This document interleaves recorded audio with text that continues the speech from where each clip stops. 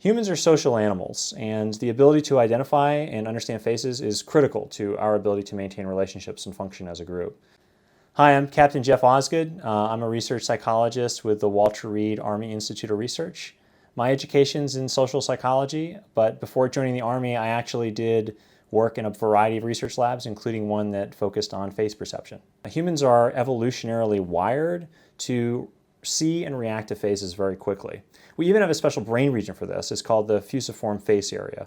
And because our brains are so attuned to perceiving faces, we have a tendency to see face-like features in lots of inanimate objects. For instance, you might look at an electrical outlet and think it looks like two eyes and a mouth making a surprise face. Or you might look at the front of a vehicle and think that the headlights look like eyes and that the grille looks like a mouth. In fact, several years ago, someone made pretty good money selling a burned grilled cheese sandwich on eBay because people thought that the burn marks resembled the Virgin Mary. So it's pretty common for people to see and emotionally react to face-like features in inanimate objects and symbols. The psychological term for this is called pareidolia. Emojis are really very basic visual symbols, but we perceive them as though they are faces with emotions.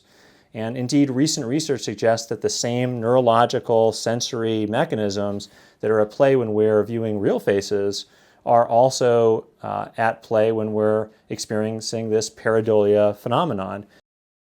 Humans have a high capacity for empathy, or the ability to understand and experience what other people are feeling.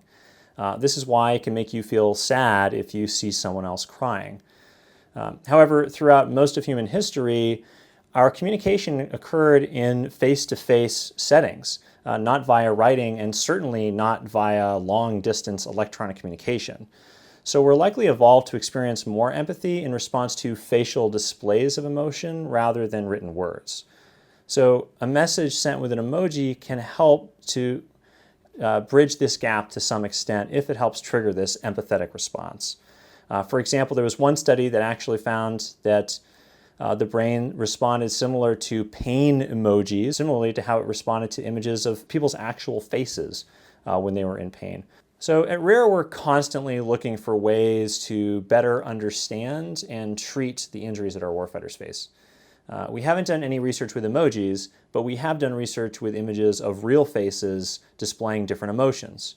And what we've done is we can compare how soldiers' brains respond to these different emotional faces, and we can look for patterns in how soldiers' brains respond based on their PTSD symptoms.